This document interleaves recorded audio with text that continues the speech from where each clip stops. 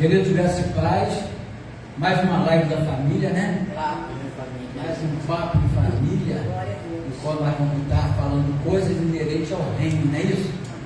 Nada de papinho de fofoquinha, né? Geralmente quando familiares reúnem, eles vão falar mais sobre si, né? Coisas da família, mas nós aqui, além de falarmos coisas da família, nós vamos falar de coisas inerentes ao reino de Deus, voltado para a família. Família de Deus. Então, queridos, nós queremos apresentar aqui os nossos convidados, pastor Pedro, pastora Laís, tá? São amigos nossos de há muitos e muitos tempos. Nós estávamos até brincando aqui no início, né? Daquele nosso tempo de 2000, né? No qual brincávamos como criança, não é isso, pastor? Agora nós temos mais responsabilidade. Então, estão aqui nossos amigos, nossos irmãos, que vai estar aqui complementando hoje essa live, falando aquilo que vai ser muito interessante para você que está em casa assistindo, tá?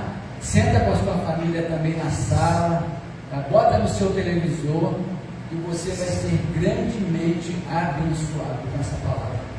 Sacerdócio no lar, isso? Sacerdócio no lar. Amém. Boa tarde para você que já se conectou conosco e aqueles que ainda vão assistir, né, através do YouTube. Hoje com nossos ilustres amados pastores de Nova Jerusalém, lá na Tijuca, abençoando aqui a nossa vida e vai abençoar a sua e também através daquilo que será ministrado dentro desse assunto sobre o sacerdócio no lar. Todos nós fomos feitos sacerdotes, né? A partir de Jesus, cada um de nós recebeu essa função. Então, todas as vezes que nós viemos à casa do Senhor, recebemos uma palavra, somos ministrados, o que fazer com essa palavra que nós recebemos? No dia seguinte, estaremos de volta às nossas atividades, juntamente com os nossos familiares, e vamos então começar a praticar aquilo que nós recebemos.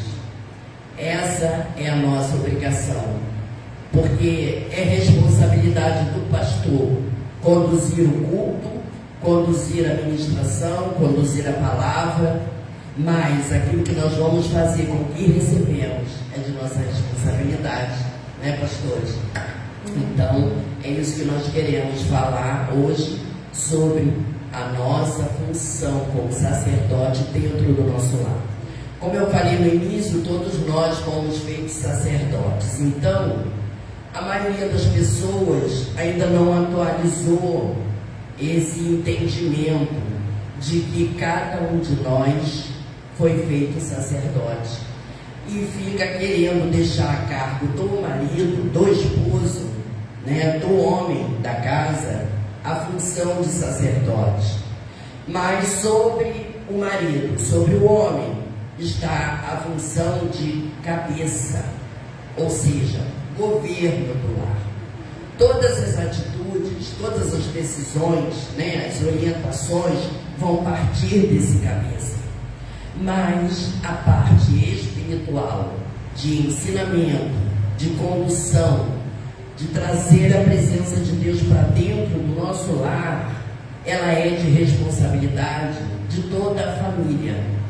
Mas nós queremos trazer a atenção para os cônjuges, porque os filhos precisam ser ministrados. Para quê? Para que a função, o ofício de sacerdócio seja gerado na vida deles, para que eles levem para as gerações futuras, não é? Então nós não podemos negligenciar com isso. Então, tanto é função do homem quanto função da mulher ser exemplo, né? Dar ensinamento, mostrar o que fazer em cada atitude que vai tomar, em cada posição que vai tomar, né? Precisa de ter o direcionamento, o ensinamento, e isso é dentro do lar, através da vida dos pais.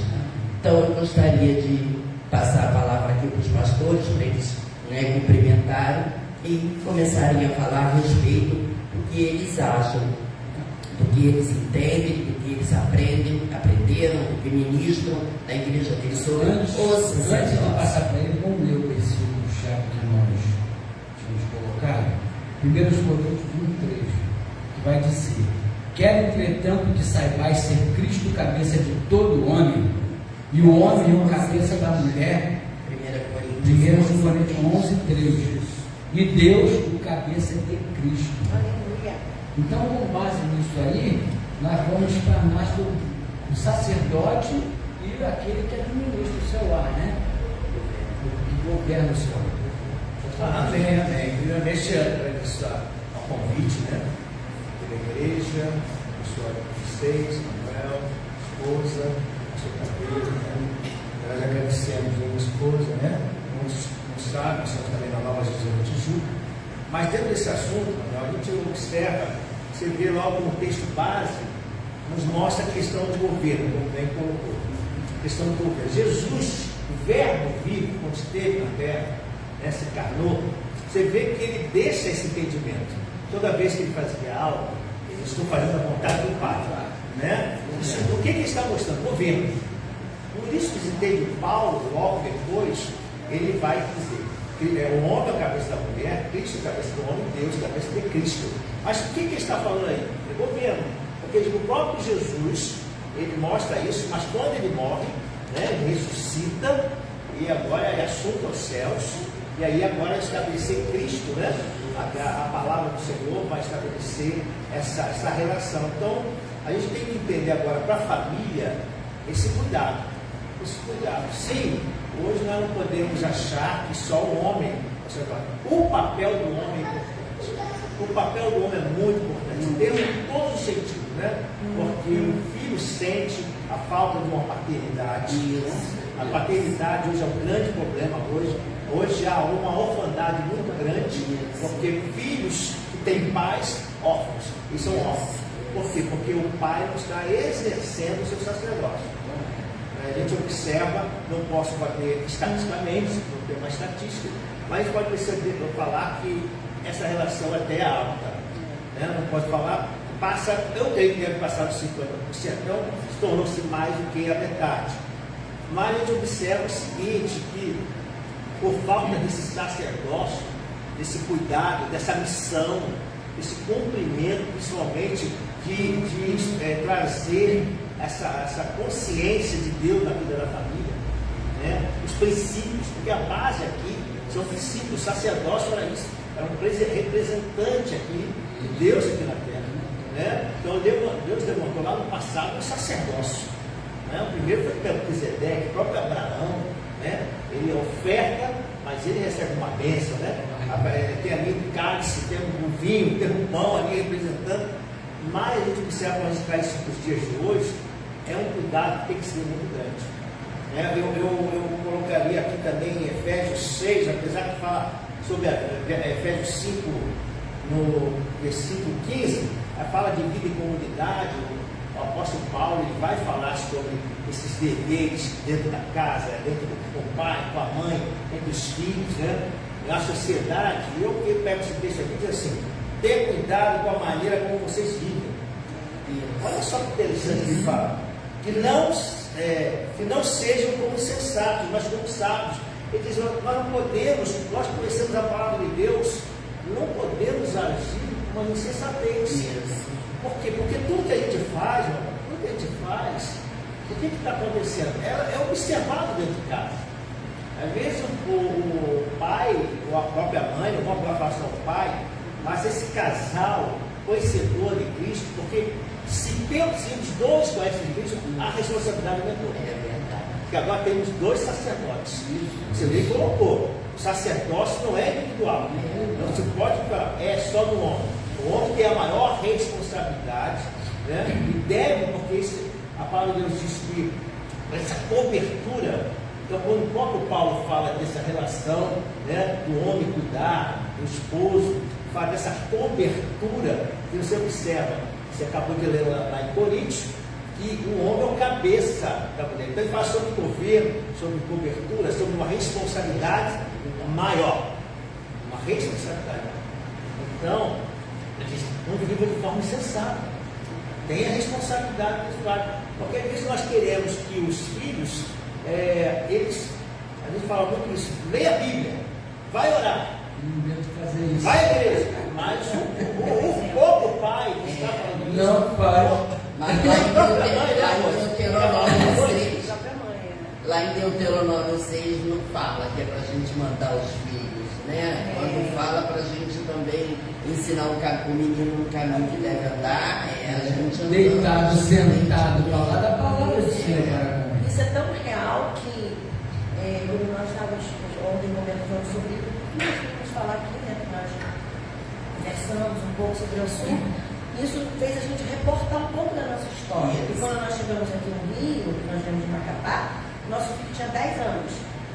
E eu comecei a fazer o seminário e ele ficava em casa sozinho, né? Eu ficava monitorando ele pelo celular. E eu lembro que muitas vezes ele estava na sala, eu falava, filho, agora eu vou orar. Não, mãe, eu vou para orar. Se alguém ligar, você tenta resolver, se não puder, depois a mãe liga. Então, várias vezes eu no meu quarto, então às vezes com a porta um pouco aberta, ele passava, me via orando, me via prostrada. E aí, não foi uma nem duas vezes, muitas vezes nós chegávamos do seminário e a luz, a casa toda acesa, que ele sempre foi um pouco perigoso, não pode escuridão, mas ele lá na caminha dele, assim, ajoelhado, né, orando. E às vezes ele dormia. Então, aquilo ali, o que é aquilo? Exemplo. Muitas vezes a gente quer cobrar dos filhos uma coisa que a gente não faz. O filho não vê você lendo a Bíblia, não vê você orando, o filho não vê em casa referência. E aí você quer cobrar uma coisa que você não dá. Inclusive, nossos filhos são nossos espelhos.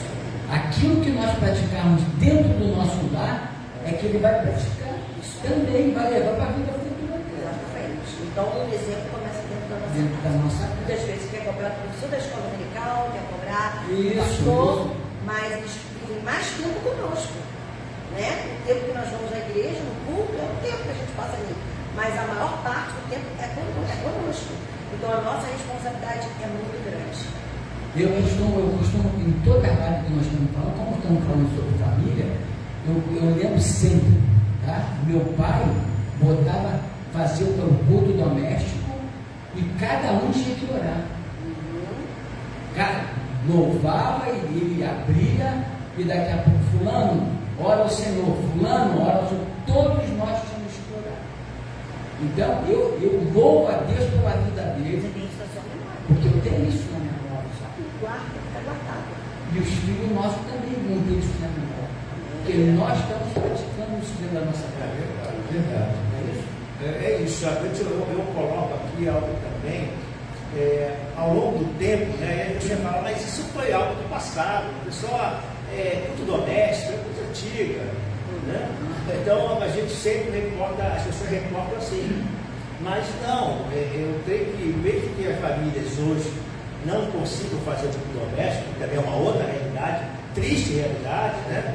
Mas eles às vezes não estão conseguindo nem dar esse tempo de excelência, esse tempo para Deus, que é o tempo que ele pare, nem que seja parando na mesa, colocando ali, sentando à mesa, colocando a Bíblia, lendo, fazendo um estudo ali de meia hora, uma hora, né? Porque de alguma maneira fica uma referência. Se não consegue hoje mais reunir os filhos, mas se alguém da família, porque olha só o que o texto está aqui, aproveitando ao máximo cada oportunidade, porque os dias são maus. Exatamente. Então, como você vai conseguir mudar a tanta informação que nós recebemos? Agora, se nós temos uma estrutura, às vezes nós já estamos no tempo na igreja, já estamos no tempo de conhecimento com Cristo, mas nossos filhos estão começando, eles estão recebendo toda a informação, porque o mundo investe também, investe na destruição da família, em todos os sentidos. Pastor, investe na nossa. Claro. Porque nós temos conhecimento da palavra da Bíblia. Ele investe na nossa. Porque quanto tempo são tomados nossa nas redes sociais? Quanto tempo? Isso é chamado de distração. Quanto tempo gasto inútil nisso? Hoje é uma coisa você vê. Se você for falar que vai orar, peça nós aqui, nós falamos assim, vamos tirar um tempo com Deus. Se você levar o telefone, se você não tirar o telefone do teu lado, você não consegue orar. Tentação, porque ele vai bater assim, plim, aquilo já mexe com o teu cérebro, Já tira a sua atenção. já tira a tua concentração. Então, até para nós que somos adultos, já estamos na fase de sermos sacerdotes, somos sacerdotes, esposa e esposa.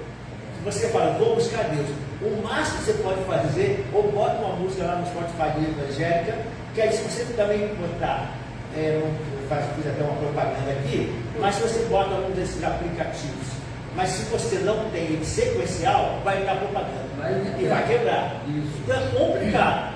Então você tem que tirar e fazer o seu momento com Deus.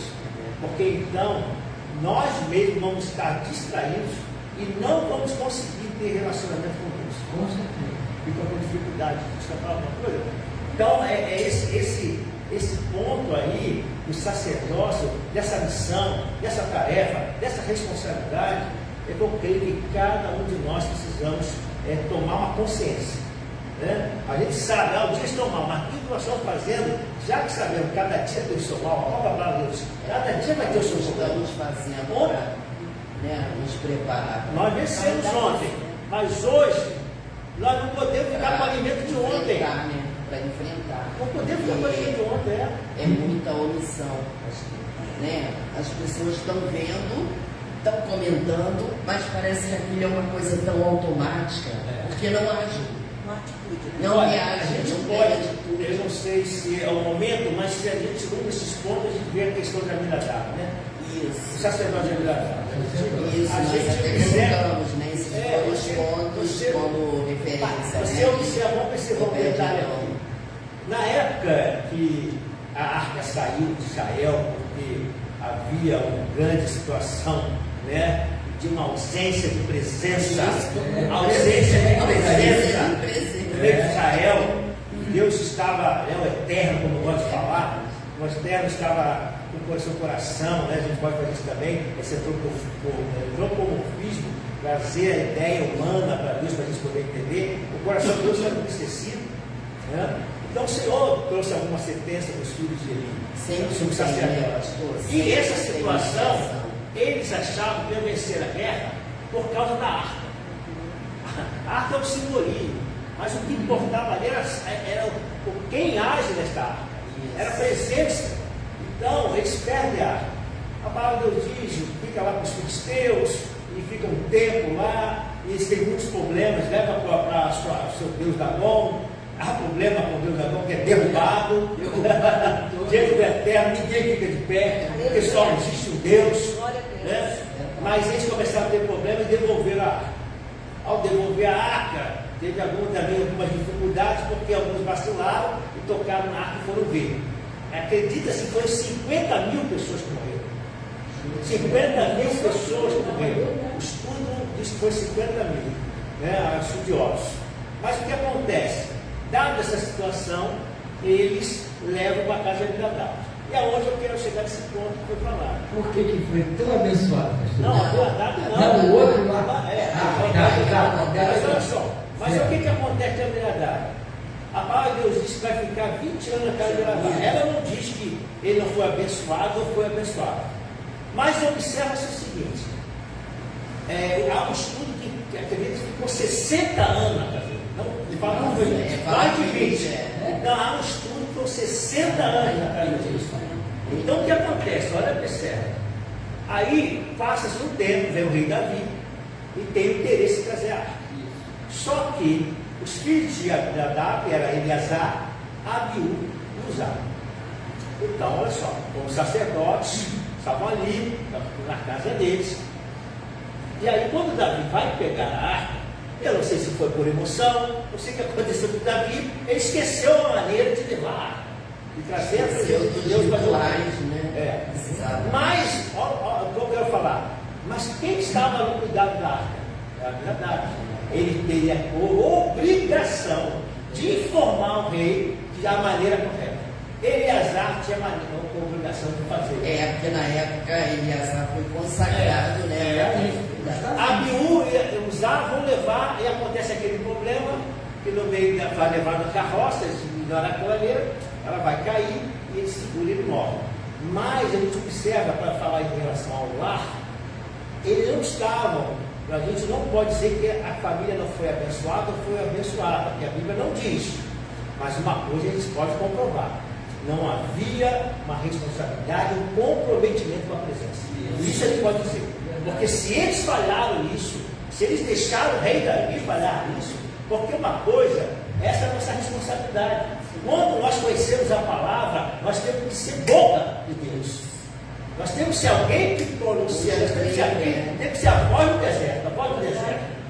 A voz do deserto, a voz de Deus, né? Aquele que está falando diante de uma dificuldade, diante de uma situação. Por isso Deus, o próprio Jesus vai falar que a nossa responsabilidade, mesmo que nós temos sacerdócio, que é Paulo que diz, mas nas suas palavras, nos seus princípios, vocês são luz, vocês são sal. Vocês têm que saber e fazer uma diferença, porque essa diferença vai ajudar no primeiro ambiente, que é familiar. O primeiro ambiente da nossa vida, a primeira célula é a família. Não adianta eu ganhar parentes, ganhar pessoas do mundo. Eu estou perdendo a minha família, eu não estou tendo exemplo da minha família. Eu vi um caso muito interessante que um pastor conta, né? Ele contou que ele foi e convidou, né? Ele convidou os pais para orar com seus filhos. Na hora que ele convidou os pais para orar com seus filhos, ele disse o seguinte: fica de frente para o seu filho. E ele ficou observando o local. Aí disse que teve um pai que não conseguiu parar o filho. Teve um pai que ficava do lado do filho e acariciando a cabeça dele. Ele falou: não, olhe para o seu filho, de frente para ele, olho no olho. Aí está certo que o próprio pai estava envergonhado, porque ele não estava sendo exemplo. Então o filho, né? Agora, aquela demonstração havia uma dificuldade, ele não estava sendo sacerdote. Então, olha a responsabilidade. Porque às vezes a gente vem para a igreja e a gente se esquece que é o primeiro local que Cristo tem que ser reverenciado e honrado na nossa casa. Então, e muitos pais negligenciam com relação a isso, a gerar nos filhos o temor a Deus, né? A reverência. Então, as crianças vão crescendo e não estão assim habituadas, né, com intimidade com Deus, com relacionamento, né, e entender que Deus é alguém que, apesar de ser santo, apesar de não estar aqui manifestado visivelmente, mas que é Ele quem produz todas as coisas, é Ele quem vai nos dar todas as coisas. Deus não nos cobra nem nos pede nada que não nos dê condições, né?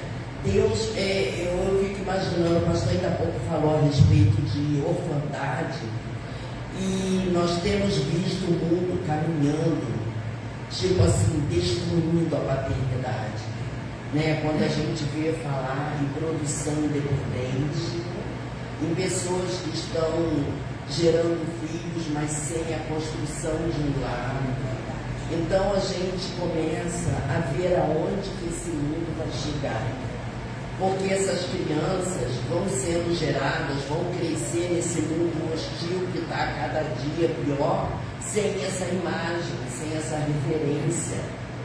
E nós temos que dar graças a Deus, porque temos o nosso lar estruturado na rocha, né? E passar isso para os nossos filhos. Não vamos perder essa oportunidade, assim como Isaac, né, reconheceu o Deus de seu pai, assim como Deus se manifestou a Isaac se referindo ao Deus do pai dele. Será que nossos filhos podem ver a Deus assim, como sendo o nosso Deus, né? E aprender que amanhã ou depois Deus vai, né, falar para eles o Deus de seu pai? Será que nós vamos repassar isso para os nossos filhos? Essa é uma das funções do sacerdócio. Eu acredito que sim, é possível, claro.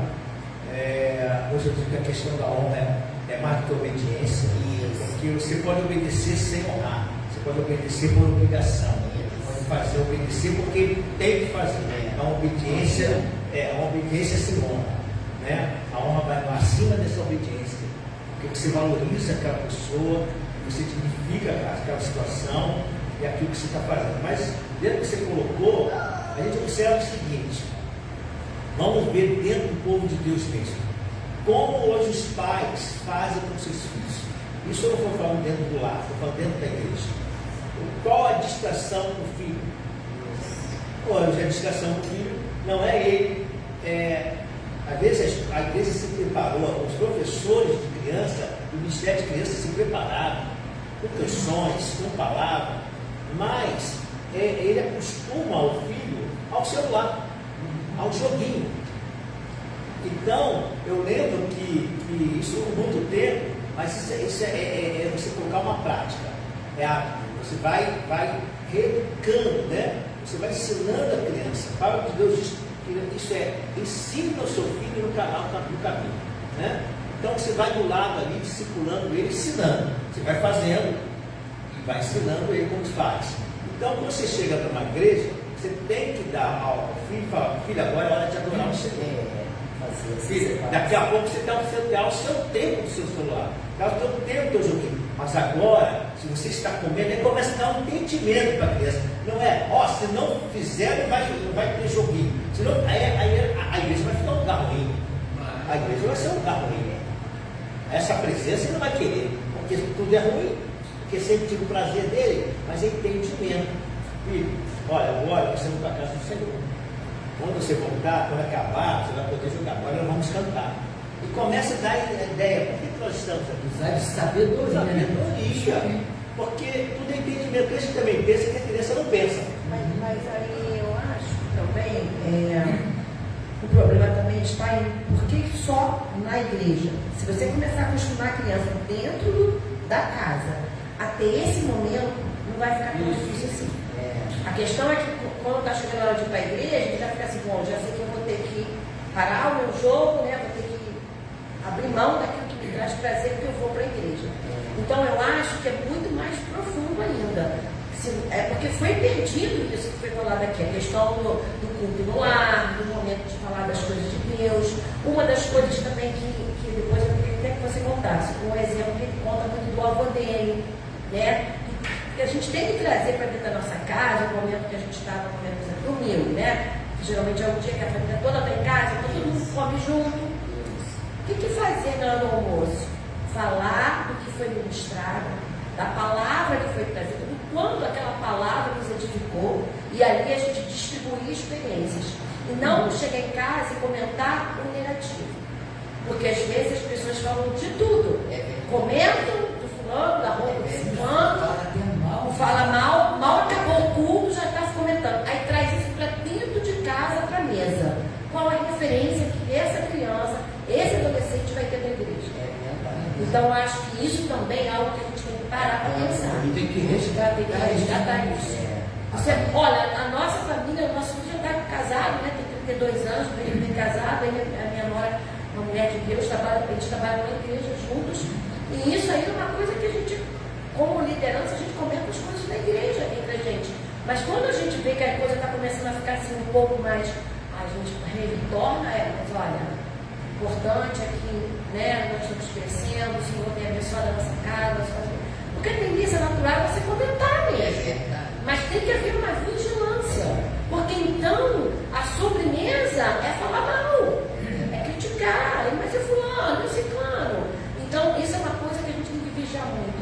E eu queria deixar aqui um detalhe que eu acho super importante para nós que somos pais. A gente educa os nossos filhos, eles crescem, aí vem aquela expectativa, que eu acho que é importante a gente falar sobre isso, da famosa faculdade, que é o crescimento para a vida dele, para o futuro, né, para o desenvolvimento dele na sociedade, super importante.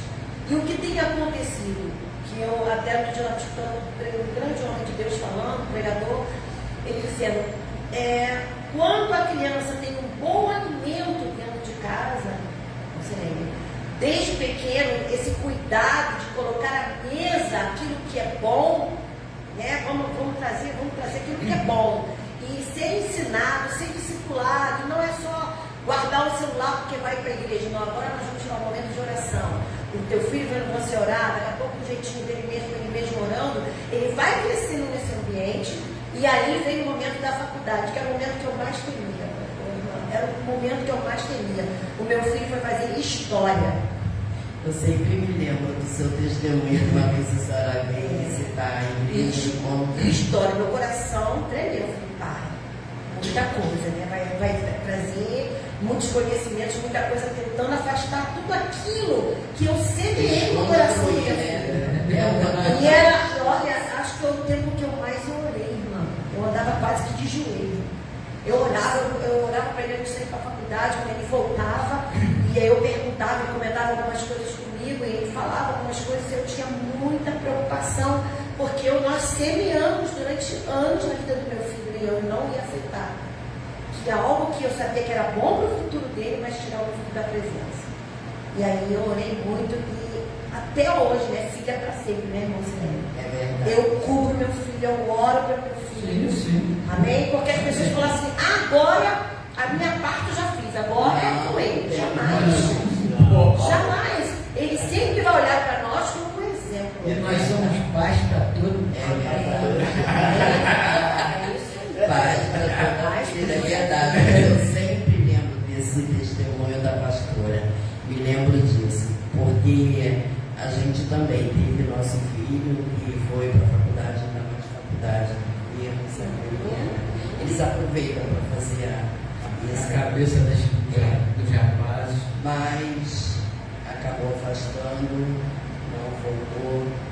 E a gente sempre orando. E eu tinha também o costume, como a pastora falou, eu sempre orava o travesseiro dele, sabe? Entrava no quarto, a hora que ele estava dormindo, orava.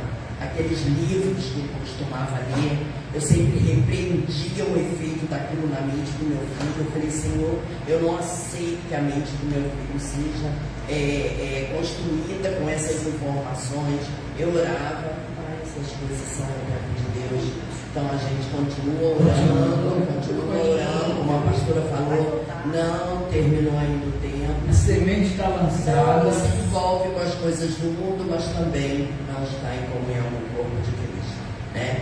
Então a gente aguarda no Senhor, crendo que foram consagrados, foram apresentados a Deus, que Deus tem promessa, né? A gente fez aquilo que estava ao nosso alcance fazer. Nós sabemos que as pessoas têm as suas escolhas, nem sempre escolhemos o certo, né? Existem escolhas que não é nem tanto por escolher o certo, mas é por escolher o melhor, né? Um dia desse eu até aprendi a respeito de Ruth e Noemi. Eu estava ouvindo uma pregadora falando a respeito do exemplo de Ruth e da sua outra nora. Ela falou assim, às vezes as pessoas criticam a órfã por causa da atitude dela de não ter acompanhado também a Noemi, ter voltado para as suas origens, para a sua família, né? Aí ela falou assim, mas um dia que Deus me deu um entendimento, eu nunca mais critiquei a órfã e aprendi a orar de outra forma. Porque a órfã fez o que era certo. Era costume, era cultura do povo. Só que a Ruth escolheu o melhor. Então nem sempre, né, o certo é o melhor. Por isso que a gente precisa colocar Deus em todas as nossas decisões. Você me fez lembrar agora a nova passagem de Jesus com Marta e Maria, né? É verdade. Jesus estava com fome. Ou seja, Jesus devia ter uma amizade com essa família muito legal. Ele estava passando por aí, acho que o marido de Marta falava assim lá, ó Jesus, quando tu passar por aqui, vem aqui em casa, come aqui, não tem problema. Aí Jesus chegou, aí você imagina a situação de duas amigas, né? Ele fala, olha, vamos preparar comida. Aí na hora que está preparando, Jesus começa a falar, Marta se senta e começa a ouvir. Maria se senta e começa a ouvir Jesus. E Marta vai fazer o serviço. Ao ponto de Tá falar, errado. Senhor, Então, pode mandar a Maria vir me ajudar? Ela falou, mas Marta, Maria escolheu a melhor parte. é verdade. Eu não estava fazendo errado, mas ela escolheu a melhor. Mas essa palavra que nós estamos trazendo aqui hoje, vou usar um termo que hoje aprendi um outro entendimento dele. É para te exortar.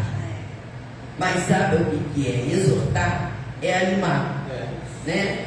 É motivar, incentivar a você a procurar colocar em prática. A minha mãe tinha o costume de dizer assim, toda vez que eu estou lavando a louça, eu levo logo meu pensamento a Deus: Senhor, assim como eu estou limpando essa louça, lavando essa louça, lava a minha vida, lava a minha boca, lava meus pensamentos, meu coração. Então, tudo que nós vamos fazer, que dediquemos ao Senhor, né? Conforme a palavra de Deus fala lá em Colossenses, que tudo quanto fizeres, fazer como ao Senhor. Então, colocando Deus, chamando a presença de Deus em tudo que vamos fazer, conforme a pastora falou ainda há pouco, de estarmos assentados à mesa e trazer sempre um assunto saudável, né? Um assunto puro, um assunto que vai fazer aquele ambiente agradável, aquela pessoa que nós desejamos sempre ter sentado à nossa mesa, que é Deus, que é Jesus, né? A presença dele vai estar aqui.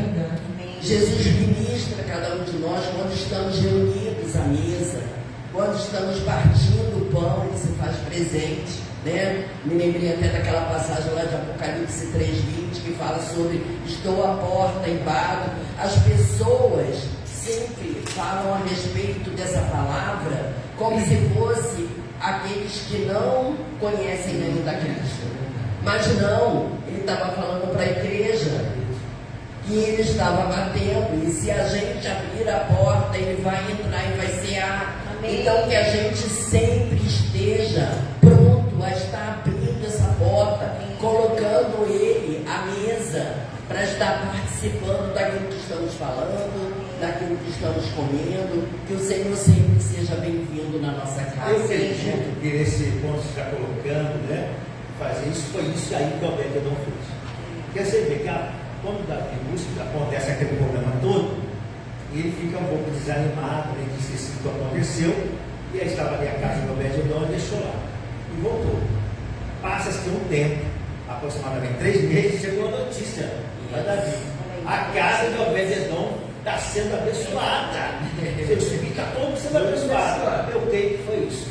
Porque não só para incentivar o próprio Davi a ir buscar a arca, ele precisava de algo que pudesse animá-lo novamente, mas a motivação foi efeito de uma atitude correta. Isso. Porque Obed-Edom, diferente de Aminadab, não se fala o que aconteceu, mas os resultados não apareceram. Na Aminadab não apareceram os resultados, ao contrário, os resultados finais foram muito trágicos. Foi alvo de publicação. Obed-Edom, o que ele faz? Certamente ele valorizou, ele honrou aquela presença. Alguma coisa ele fez que agradou tanto a Deus, que a manifestação da presença começou a estar agindo, porque o Deus do eterno, o eterno é Deus de proteção, Deus de livramento, né? Como a própria palavra de provisão. Então, aquilo que o Deus da presença do eterno se manifestava por Israel, estava acontecendo na vida de Obed-Edom. Ele foi muito abençoado, porque ele começou a querer servir. Ele serviu, tanto que o interesse dele foi tão grande que ele não parou, né? É verdade. Testemunho desse homem. Ele foi abençoado em todas as coisas na vida dele, né? E daí para lá ele foi morar próximo do templo, passou a ser guardião da arca lá no templo, né? Passou a ser porteiro, passou a ser músico também. Ele foi cada vez mais querendo melhorar. Isso, está mais próximo, né? Ele era edomita, Geteu, a região de onde ele era, né? A região do gigante. Né? Então quer dizer, ele tinha tudo para ser considerado um dos inimigos, porque Edomita era inimigo do povo de Deus, né? E ele, sendo da região, lá de São Geteu,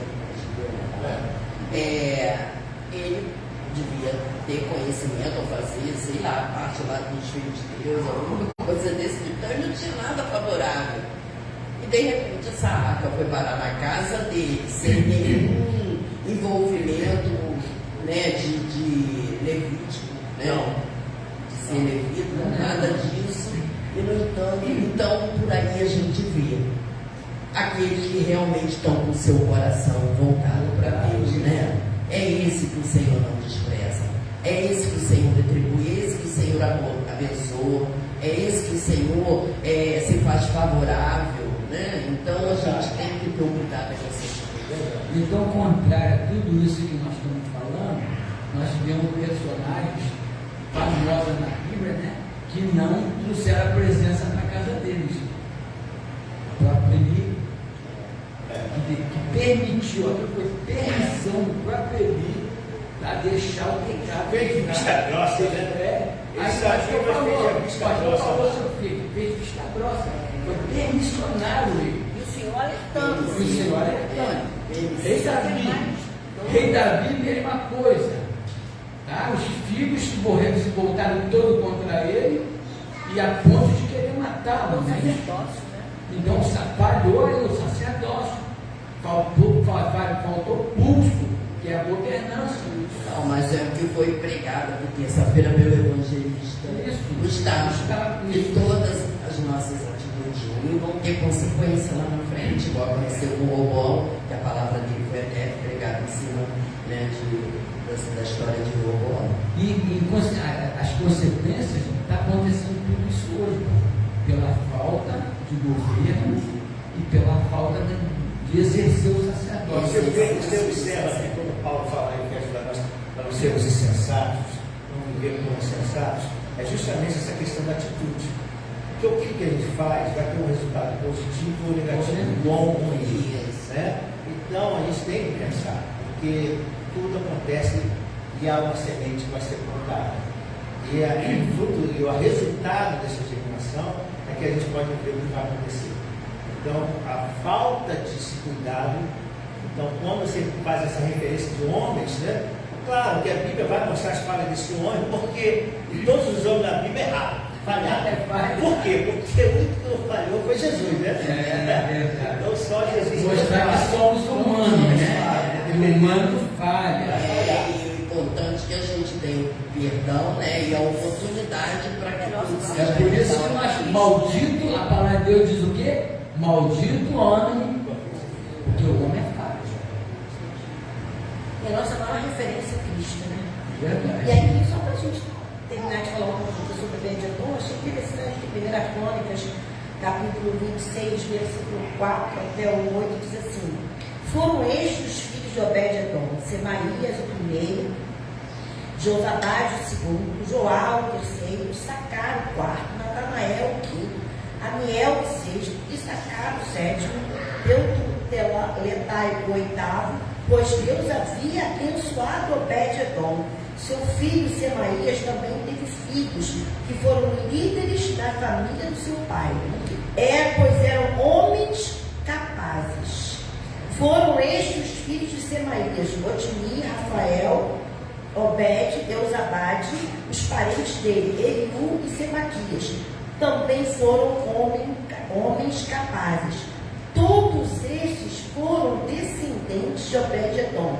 Ele e seus filhos e parentes eram capazes e aptos para a obra. Olha só, semente semeada por Obed-Edom, uma atitude de Obed-Edom.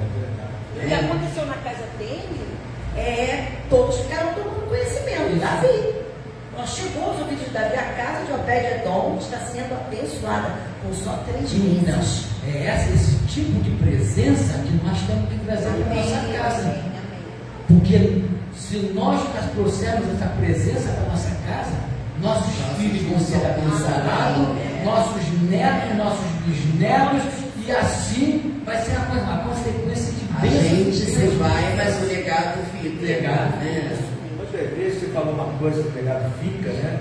Às vezes as pessoas passam, você acabou de falar disso, dentro da nossa família, porque até a gente tem que falar isso, né? Às vezes dentro da nossa casa acontece, não quando nós desejamos, nós não plantamos, nós não semeamos aquilo, fizemos correto, fizemos discipulado correto, levamos, mas você falou muito bem, quando há escolhas, né? A pessoa chega a uma certa idade, ela pensa, ela pode mudar, ela pode fazer escolhas. É até o Deus dá esse direito às pessoas de fazer escolhas. Quem somos nós para não deixar as pessoas fazerem essa escolha? Mas tem uma coisa aqui que a Bíblia mostra. Quando a gente traz essa presença e a gente começa um coração contrito, Deus não despreza. A nossa oração, a nossa consciência suave, nosso choro não fica, não é recolhido. Então, haverá uma resposta. Vai chegar um momento que no Kairos de Deus vai entrar no trono e vai resgatar os filhos, vai resgatar um pai que está, a mãe. Então, por isso que a gente não perde a esperança. Porque logo essa nossa esperança, quando a gente vê esses casos, até daqueles que falharam, você pode ver que Davi falhou, mas ele se colocou, ele se acertou, ele queria ter a alegria da salvação novamente. Ele falou: não posso perder essas coisas. Né? O Senhor vai depois dando restauração, dando sequência, porque Deus depois escolhe lá quem vai ser sucessor dele. Né? Mas aí você pode ficar dando uma coisa, mesmo aquele que de repente alguém está escutando isso e fala: mas então tem que ter uma família perfeita? Não pense isso. Nós não estamos falando de família perfeita, nós estamos falando a importância de sermos sacerdotes, mesmo que dentro do nosso sacerdócio aconteça problema. Então vamos trazer presença. Vamos honrar essa presença, porque certamente o Senhor é fiel. Deus é fiel. Ele vai cumprir aquilo que nós estamos pedindo a Ele, porque Ele faz infinitamente mais aquilo que pedimos a você. Glória a Deus. Amém. E a história? A história do meu avô, ele é conhecido por algumas pessoas, né, como o avô Pierre, o pastor Manel conheceu muito ele, né? E nós viemos para Peniel. Nós éramos presbiterianos de Turiaçu, a família do meu avô, ele construiu a igreja lá, os pais dele, construiu a igreja lá em Turiaçu. Mas depois nós conhecemos a Peniel através do meu irmão, Brauno, que foi militar. Um amigo convidou, nós fomos para Peniel. E meu avô, muito participativo sempre na igreja. Mas eu reparava, mesmo pequeno ainda, com 10, 12 anos, que eles chegavam em casa, eles cansados, mesmo do trabalho, da igreja, eles sentavam, né? Não, estavam sem pai, já tinha perdido, perdi meu pai muito cedo, o pai da Marinha, né? Nós perdimos muito cedo, com 8, 9 anos não tinha mais pai, né? Meu avô, foi minha mãe, né? Mas tinha uma família muito unida, mas a referência maior foi ele, foi meu avô, minha avó e minha mãe, né? Mas uma coisa eu reparava, eu chegava em casa, às vezes com a cabeça muito quente, ele era escrivão do Polícia Civil, mas trabalhava também, ajudava muito o pastor Barbosa. Antônio Pinheiro, pastor Pinheiro. Ele chamava avô, o pessoal chamava de avô Pinheiro. Ele de 50 anos tinha cabeça branca, aí eu puxei ele aqui agora. Mas o negócio que eu reparava, isso eu guardava. Eu nunca vi meu avô na frente de nós aqui, na nossa família, quando ele sentava para comer, ele sentava e sentava, eu vou ficar mais perto dele. Eu nunca ouvi falar um problema de igreja. Havia dificuldades, todo lugar tem, mas ele nunca deixou passar. Ele sempre contava as bênçãos, as visões, as curas. Então a gente achava que fosse igreja no lugar máximo. Então a gente amava a igreja por causa dessa colocação dele. Entende?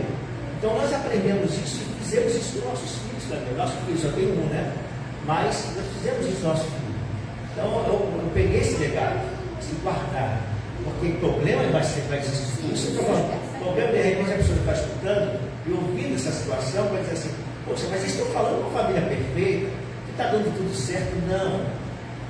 As coisas acontecem dentro da nossa família, existem problemas, existem dificuldades, mas quando você vem para a igreja, você não vem para procurar problemas, para estar procurando se o banco está confortável ou não, se o ar está funcionando hoje ou não, se o gás acabou ou não do lar. Né? Se faltou, a hora que você for no banheiro, faltou água, aí você vem e estraga todo o culto porque faltou uma água, uma coisa tão normal em qualquer lugar. Aí você esquece que você veio para o culto com o qual chegou. Claro que é importante, você é o seu pastor, você ama o seu pastor, você ama o seu irmão que está ao lado, mas o objetivo maior que a gente sai do nosso lar e vem para um ambiente de culto com outros irmãos, porque isso é bíblico. não deixando a congregação, como nós precisamos dessa comunhão, nós somos reino, nós somos soldados, nós somos alguém que luta pelo reino, porque a nossa luta não é carnal, nossa luta não é carnal, é espiritual. Então nós temos que lutar, estamos brigando com forças espirituais. Então quando a gente fala aqui de orar, de buscar a presença de Deus, em contrapartida está havendo uma luta. Às vezes essa luta é observada, às vezes não é. Às vezes Deus não te permite ver a luta, mas tem hora que Deus vai ver a luta. Passa por ela, vou te ajudar, mas você vai ter que lutar. Quantas vezes é assim? Então quando a gente vem para a igreja, a gente tem que vir com o coração, como fala às vezes até na igreja, vem para a igreja para adorar, vem para a igreja para louvar, porque isso você traz presença de Deus. Então quando você vem com essa mentalidade, aí o Senhor se manifesta, aí a cura, aí portas abertas. Você nem precisa se preocupar com isso. Gente, se a gente entender que a Bíblia diz, o próprio Senhor diz, busque primeiro o reino, e as outras coisas são acrescentadas. Quando a gente faz isso, e nós fizéssemos isso, aí não precisava nem orar para portas abertas. É verdade. Porque as portas já estariam É abertas. consequência, né? A bênção te alcança. É consequência. É porque nós estamos estudando também isso. Então, quer falar uma coisa? Então é esse detalhe que eu observo eu falo para essa pessoa que está nos ouvindo, é isso, não temos família perfeita, temos lutas, temos problemas, mas aprendemos que é um Deus poderoso. Amém. E a gente pode contar com Ele.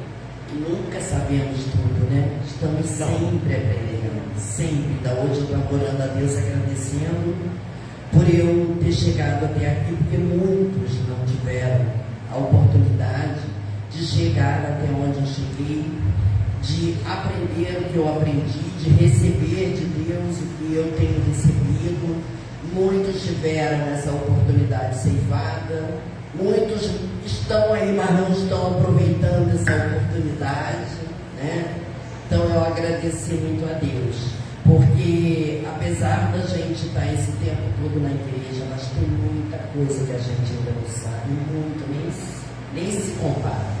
Seria um trecho hoje da palavra de Deus, amanhã você vai ler de novo, você já tem outro entendimento. Se você pode cercar sobre aquilo, você já vai receber outras palavras. Deus vai chamar sua atenção já para um outro ponto, né? Então isso tudo são experiências que nós temos, que nós vivemos, que se a gente não buscar, elas não vão acontecer. E uma coisa que a gente observar nessa questão do sacerdócio, que é muito importante, quando a gente faz sacerdócio da responsabilidade, mas às vezes as nossas mentes são atacadas. Isso. O mal ataca na nossa mente, claro, né? Então, às vezes a pessoa está servindo a Deus e está dizendo assim, poxa, está valendo a pena tudo isso? Está valendo a pena essa luta toda? Às vezes você faz a comparação, poxa, aquilo lá não está fazendo assim, não está lutando dessa maneira, e as coisas estão acontecendo na vida dele. E aí isso traz uma luta interior, isso, mas a palavra de Deus diz que tudo que a gente faz para Deus é considerado. É verdade. Então, nunca será, a pessoa que está muitos anos na igreja e nunca largou, não fique triste, porque tudo isso vai ser recompensado. É verdade. A palavra de Deus diz que o que a gente faz é palha, é madeira, isso vai ser perdido. Mas aquilo que a gente fez, que é pedra preciosa, ouro, bronze, isso é permanente. Então, tudo para ele, o Senhor é tão bom para nos comparar o serviço, ele diz, até o copo de água que você der em meu nome, pelo reino, pelo serviço do reino, vai ser recompensado. E aí ele diz assim, e tem coisas que você vai achar lá no céu, e a recompensa começa aqui. Às vezes nós estamos tendo resposta, né? Eu vi agora há pouco o pastor Tadeu aqui da igreja comentando como Deus deu esse novo ambiente para vocês. A luta que foi, mas como Deus foi trazendo a resposta. Isso foi. São detalhes que a gente tem que observar do amor de Deus. A luta foi grande. Hoje nós estamos vendo aqui, né, a beleza desse lugar, como está, mas quanta luta, ele não foi pequena, foi assim, luta para você aí, vou ter que parar, não vai dar, não vai conseguir, como vai se ligar uma luz, como vai... E aí o Senhor faz assim, eu estou com você. Então isso vale a pena. Esse é o bom ânimo que Deus nos dá. Amém. É o renovo que Deus nos dá. Então o sacerdócio, quando a gente está falando sobre o sacerdócio, não é só a gente se preocupar com a questão dos nossos filhos. Então o sacerdócio é também se pensar que nós temos que ter essa comunhão. O sacerdote tem a responsabilidade de manter essa comunhão. E como existe uma batalha, então a gente tem que ter uma atitude de persistência. É isso que eu quero falar. A persistência do sacerdote manter essa comunhão. Eu acho que isso que o Obed-Edom fez de diferente. Ele manteve, porque não teve luta, ele não tinha que trabalhar, ele não tinha que comer, ele não tinha outras coisas, sabe? Os filhos estavam sempre bem, mas ele manteve uma persistência de ter essa presença ali. Presença sempre na Para vida. ele, todas as coisas. Então, quando houvesse um desânimo, eu creio que havia desânimo na vida dele, às vezes ele pensava em alguma coisa, mas tem uma presença aqui, eu preciso estar nesse momento. Eu acho que é isso que nós precisamos pensar hoje. Até para fazermos a obra de Deus. Porque o maior ataque hoje na vida do cristão, para que a gente possa ser sacerdote, é parar esse sacerdócio. O maior ataque é parar esse sacerdócio. O que é parar o sacerdócio? Desanimar. Não é só a distração, é o desânimo. E o desânimo é escondido. É aquele dardo. E eu quando falo daquela. Sabe aqueles dardos de. Não sei se vocês já tiveram a oportunidade de ver. Tem aquela coisa redondinha. É aquele dardinho. Eu acho que muitas vezes o dardo é assim. É uma coisa com a pontinha só, pum! Mas se aquilo vai dando efeito pela fé, e se a gente não perceber, ele vai nos líderes, né? Nos sacerdotes, nos homens de Deus, e aqueles que estão querendo servir a Deus direito, é para tentar parar essas pessoas. Porque essas pessoas incomodam no mundo. É verdade. E aí tem que pensar que nós somos os perturbadores deles. Esse perturbador de Israel. Nós temos que ser essas pessoas que perturbam no mundo espiritual, sabendo que nós estamos aqui para fazer uma diferença em nome de Jesus. Porque famílias vão ser mudadas. Porque a Bíblia vai falar que nós não podemos ser egoístas. O sacerdócio, eu estou precisando ver resultado da minha família, o Senhor fala, multiplica isso, traz para outras famílias. É o discipulado, é o ensino. Aí outras famílias vão chegar, ver o que nós passamos.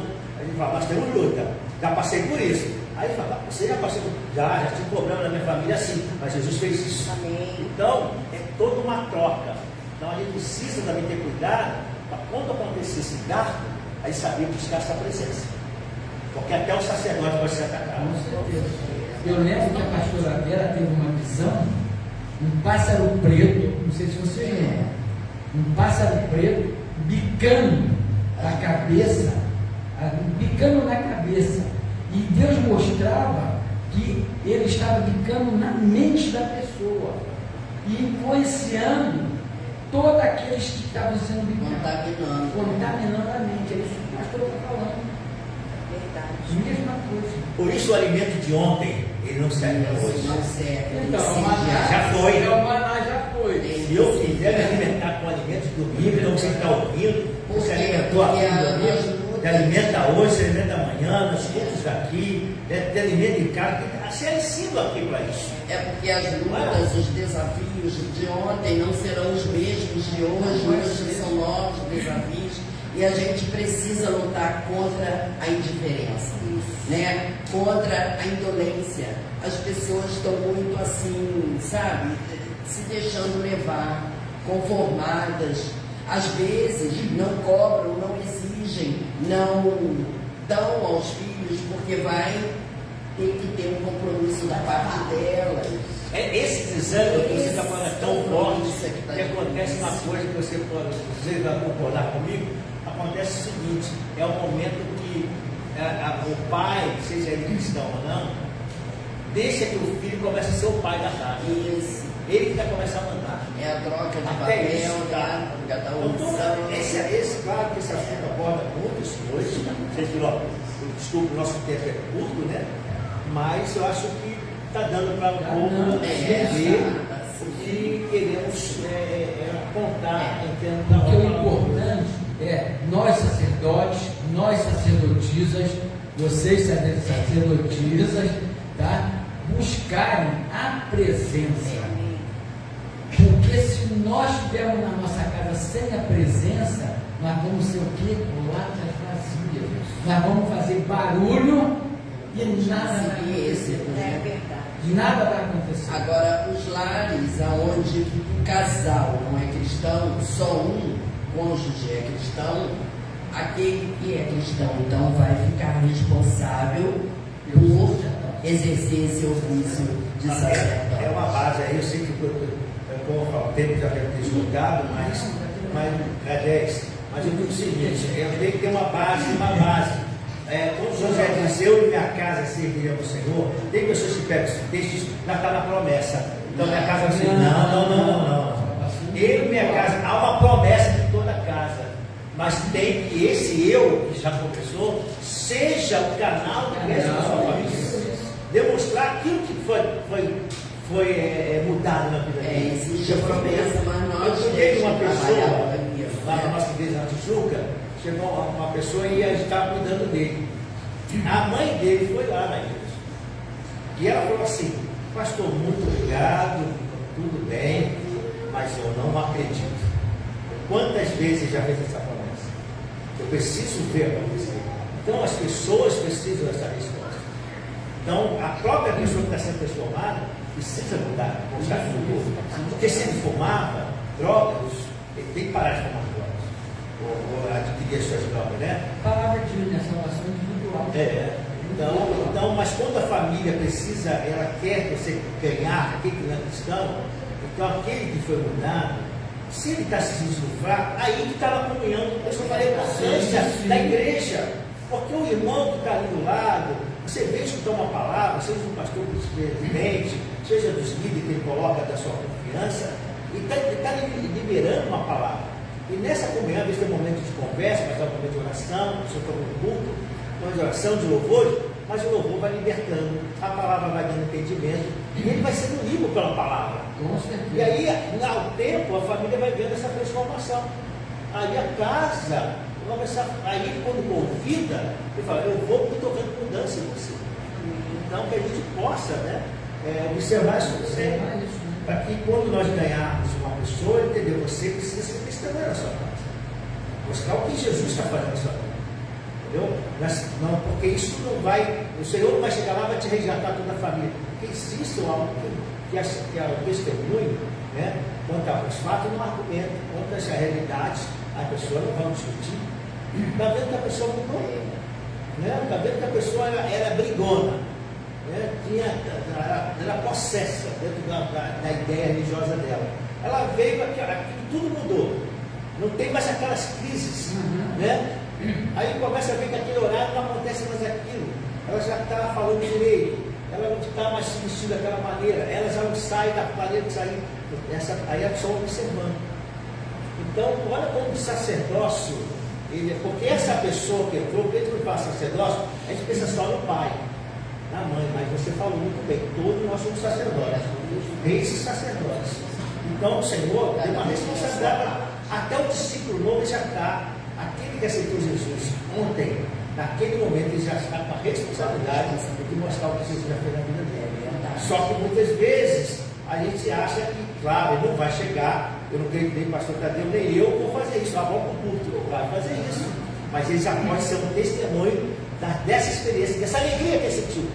Aquela alegria que ele sentiu. Eu senti uma alegria, senti algo aqui. Eu senti algo, né? Você fala, senti algo saindo. Senti um peso saindo. Senti um peso saindo. Esse já é um testemunho.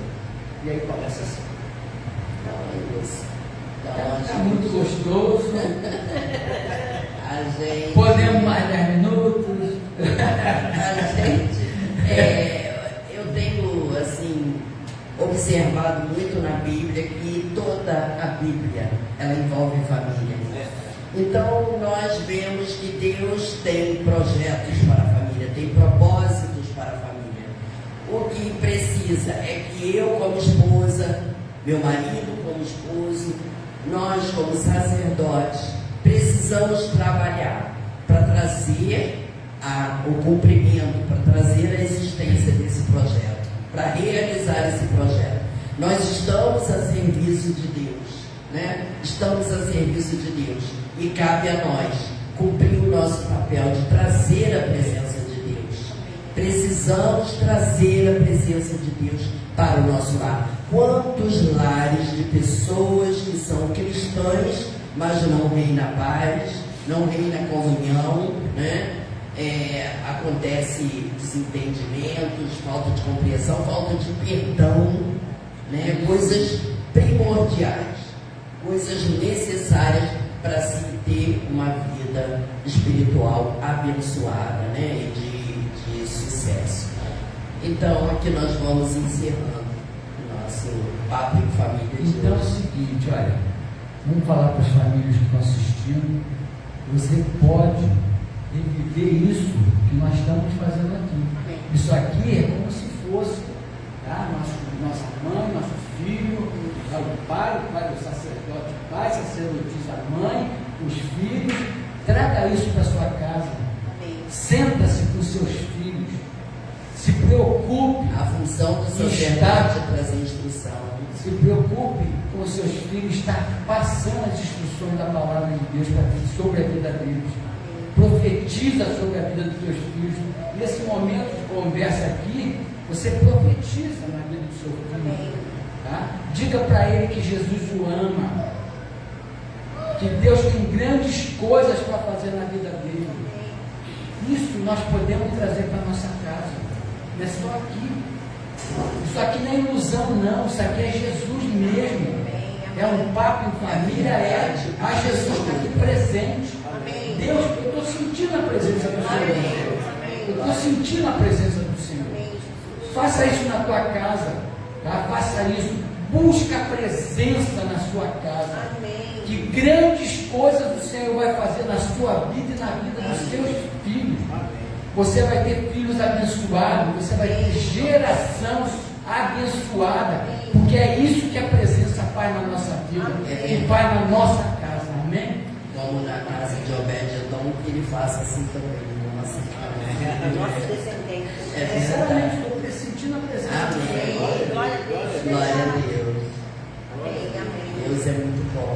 Gente, foi muito gostoso. Vale a pena Sabia ver. que, por isso que eu a primeira eu queria que você. Opa, não posso falar isso. Não posso.